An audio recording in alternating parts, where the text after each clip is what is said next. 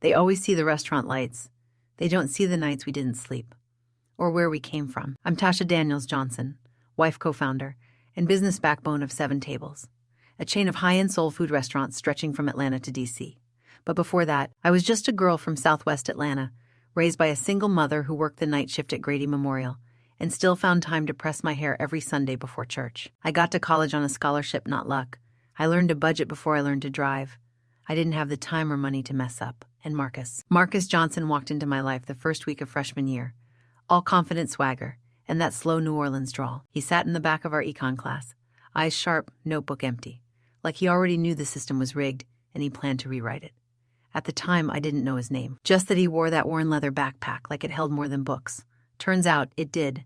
Recipes, catering flyers, grocery receipts. While most of us were pulling all-nighters on midterms, Marcus was running trays out of his dorm kitchen, paying off student loans by seasoning catfish and frying plantains with his grandmother's recipes. I started helping him with the books, then the schedules, then his life. And before either of us could name it, we were building something together. Marcus never asked anyone for permission. He just started cooking. Sophomore year, he turned his dorm's communal kitchen into a late-night delivery service. Fried green tomato sliders, blackened catfish bites, spicy peach wings. If it could fit in a to-go box, he found a way to plate it pretty. At first, it was survival. Paying down loans, feeding teammates, proving to himself that he could build something. But by junior year, Midnight Flame Catering was the thing on campus. That boy could cook, and I mean really cook, and me. I was still Tasha with the spreadsheets. Tasha who could balance a budget down to the penny, who ran study groups like boot camp. One night he knocked on my dorm door holding a shoebox full of receipts. Tasha, please tell me what the hell I'm doing wrong. That's how it started. I spread those greasy little papers across the floor, asked about ingredient costs, portion margins, and vendor terms. He just stared at me, then said, "Girl, you speak a language I don't even know how to learn." I laughed. He cooked, I counted. I planned, he plated. Love came slow, not with fireworks, but with takeout containers and late-night grocery runs. Our first kiss happened somewhere between the fridge light and the sound of cornbread rising. And I think deep down we both knew. This wasn't just about surviving college. This was the beginning of something bigger. But even beginnings burn. His first real catering gig outside campus was a birthday party in Buckhead. 40 people, shrimp etouffee, pecan chicken, smoked Gouda grits. He cooked for 2 days straight. Then the stove gave out an hour before service. I found him standing in the kitchen, hands shaking, eyes red, trying to figure out how to reheat trays with a blowtorch. I pulled him into the pantry, looked him in the eyes, and said, "We're not quitting, we're adapting." I drove back to campus, grabbed every electric hot plate I could find, and we finished that meal in time. The clients raved. Nobody ever knew, but we knew. And from that day forward, we didn't just cook food. We cooked through the fire. We opened our first restaurant on a Tuesday. Not because it made sense, not because the press would be there, but because the landlord said rent was due Wednesday. We called it 7 Tables, because that's all we had. 7 hand-sanded tables, mismatched chairs from 3 thrift stores, and walls we painted ourselves, with borrowed rollers and gospel music blasting from Marcus's speaker. The stove was used, the sign was hand-painted, but the food, Lord. The food was sacred. Smoked oxtail with rosemary gravy, mac and cheese with a 5-cheese crust that cracked like creme brulee, collard green spring rolls, Marcus's idea. He said, "We're not changing the soul. We're just dressing her up for the ball." That day we prayed over the pots, the plates, and each other. I kissed his forehead and whispered, "Let the food speak," at 11:01. Our first customer walked in.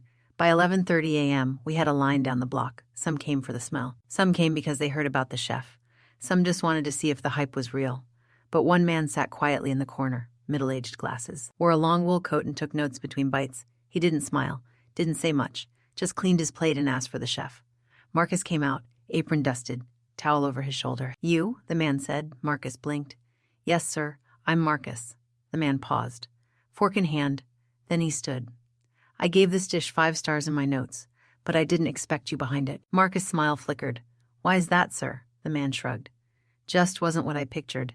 And that was it. He walked out. No business card, no name. But 2 days later, a review appeared in the Atlanta Courier. Exceptional flavors, unexpected chef, fine dining soul food. But let's hope it's more than a one-time charm. That line, unexpected chef, that one line lit a fire under me, because I knew what it meant, and I made a decision right then. If the world was going to doubt us, fine. But they'd have to do it while waiting 2 hours in line just to taste what doubt could never cook after that review. Business boomed. 2-hour wait lists, customers driving from 4 states away. And me, I was back in the numbers, calculating turnover, optimizing staff, building sopas, keeping Marcus out of jail for overseasoning the brisket. We were ready to grow. So we dressed up, power suits from clearance racks, a presentation deck I built on PowerPoint between shifts, and we went to the banks. I'll never forget the first loan meeting. We sat across from a man in a navy blue suit who looked like he'd already decided we were wasting his time. I handed over our financials. Clean books. Profits up 31%. He skimmed the first page, then asked, "And who handles operations?" "That would be me," I said, smiling. He looked up, blinked, "And the recipes?" "That would be my husband." He paused. "Have you considered bringing in a consultant? Someone more, seasoned in upscale dining?" Marcus stayed calm, but his hand tightened around my knee. "Sir," I said, "we've served over 6,000 customers in the last 90 days, with 5-star reviews. What seasoning are you referring to?" The man gave a tight-lipped smile. "It's just a suggestion." 2 weeks later, we got the email. "While your concept is interesting, we do not believe it is scalable at this time." We applied to 6 other banks, same story. Some didn't return calls. One said we lacked sufficient hospitality pedigree. And yet, the restaurants with beige walls, bland menus, and chefs with television hair kept getting funded. I remember the night Marcus finally cracked. He sat in the back alley behind the restaurant, hands covered in flour, face in his palms. "Baby," he said, "I'm cooking my soul out, and we're still not enough." I knelt beside him. "Marcus, we are more than enough. They just don't know how to read our flavor yet." He looked up, tears in his eyes. "Then maybe it's time we stop asking to be read." That night we stopped knocking on closed doors, and we built our own. We stopped chasing approvals. Instead, we made a pact. Every dollar would come from us, from the tips, the margins, the midnight oil. I built a back-office operation in the basement, created a loyalty program on Google Sheets. Marcus, he started waking up at 4 a.m. to visit farms himself. If it didn't smell right, he didn't buy it. If it wasn't fresh, it wasn't served. We worked 16-hour days, slept in 4-hour pockets, took turns answering the restaurant phone because we couldn't afford a host. I took calls in the walk-in freezer just to cry. But still, we didn't break. We added a second location using tip jars and savings bonds. When the fryer went out mid-service, Marcus built one from a turkey burner and parts from an old grill. When my laptop died, I rebuilt the inventory system by hand. There was no safety net, no backup plan. Just us, and still, the customers came. One woman said, "I haven't tasted this kind of flavor since my grandmother passed." Another man left a $100 tip with a note that read, "You fed something I didn't even know was hungry." We weren't just running restaurants anymore. We were healing people. And in doing that, we were healing ourselves. The shift didn't come loud. It came like most miracles do, disguised as another day. Marcus had been experimenting for weeks. He started plating dishes like art, collard green ravioli and smoked ham broth, catfish tartare on cornbread crisps. I told him, "This is too pretty to sit in just one zip code." So I called in a favor. My cousin's son was a freelance videographer. I gave him $200 and half a tray of mac and cheese. He filmed Marcus cooking. Slow motion, hands dusted in cornmeal. That sizzle when the fish hits the oil. We added soft jazz under his voice. He said one line, "I'll never forget. This food ain't just for taste. It's for memory." We uploaded the video to Instagram 3 minutes. No hashtags, no expectations. I went to bed. By morning, we had 182, 0 views. By lunch, food bloggers were tagging us. By dinner, we had calls from 3 cities asking if we catered private events. 1 week later, Marcus was invited to speak at a culinary summit in New York. And 2 weeks after that, Bon Appetit called. "We want to feature your story, Soul Food, as fine dining." Marcus looked at me, tears forming. "I just wanted to pay my student loans, Tasha." I touched his face and said, "And now you're feeding the world." That day, the world finally saw what I'd seen since the beginning. Not just a chef, not just a business, a movement, a marriage, a miracle. Served one plate at a time today. 7 tables span 6 cities. Marcus has cooked in Paris, Tokyo, Johannesburg. He's been called a pioneer, a genius.